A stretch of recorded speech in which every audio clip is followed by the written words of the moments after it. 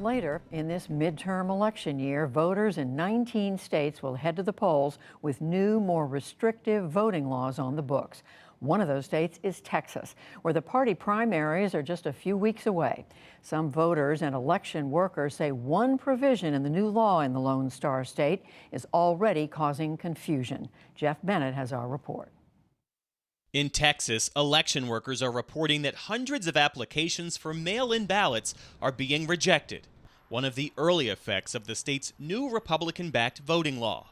It requires that voters provide either a partial Social Security number or a driver's license number on their ballot application, and that number has to match what's on their original voter registration. The problem is, most people don't remember what form of ID they initially provided, especially older voters who registered decades ago. And that's not the only thing causing confusion, says Jessica Huseman, editorial director of VoteBeat. People aren't used to filling out the new forms and they fill them out incorrectly. And then there's also a problem where the voter roll in Texas is missing some information from voters. So if they write down the incorrect number that is missing by accident or because they don't know which one is in the system or that one is missing, then their registration will be automatically rejected. A problem, she says, which could have been prevented. We pointed this problem out initially in July of last year, which was well before this law passed. And so there was an opportunity for Texas lawmakers to address the issue. James Slattery with the Texas Civil Rights Project warned members of the Texas House in testimony last summer. It is easy to see the needless chaos and mass disenfranchisement that requiring this matching process will create. Slattery sees it as another barrier to the ballot.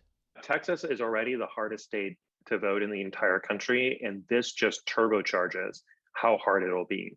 These new vote by mail requirements, though, will particularly impact certain groups of Texans because only certain groups of Texans right now even have the right to vote by mail.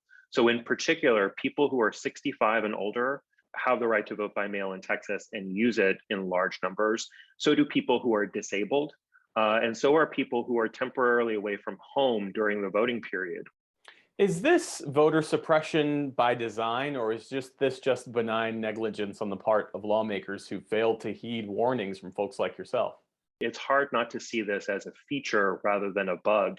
There is, I think an element of bureaucratic malpractice here too, just because the state's election infrastructure is so underfunded already that when you put a new 76-page bill on top of it, it's going to be bad regardless. Election integrity is now law. In September, Texas Republican Governor Greg Abbott signed a slew of voting restrictions into law, one of many efforts in Republican-controlled states to enact new limits after former President Donald Trump pushed the debunked myth of voter fraud in the 2020 election. The U.S. Justice Department has since sued Texas over the law, arguing that it disenfranchises voters. Texas Republican lawmakers say the voting law, known as SB 1, is aimed at increasing public trust in state elections. Senate Bill 1 makes it easy to vote and hard to cheat. We tried to speak with Texas State Senator Brian Hughes and State Rep Andrew Murr, who wrote the legislation. The legislative intent that we talk about. But both Republicans denied our interview requests. It's not just voters who are frustrated by this new process. It's also election workers who are frustrated that they can't help voters fix their applications because the law now prohibits them from doing so. Absolutely. And I think we've seen that pretty open annoyance by the local clerk's office with the Texas Secretary of State's office over this issue. Dana DeBeauvoir is the Travis County clerk. She served in county government for 40 years. In so many ways, we can't even practice free speech with voters. You can't call them back to cure a problem with their application or their ballot because that's seen as promoting by mail voting, when all we really want to do is figure out what their new correct identification number should be. Just to be passively helpful with voters, we shouldn't be so hamstrung in that sense.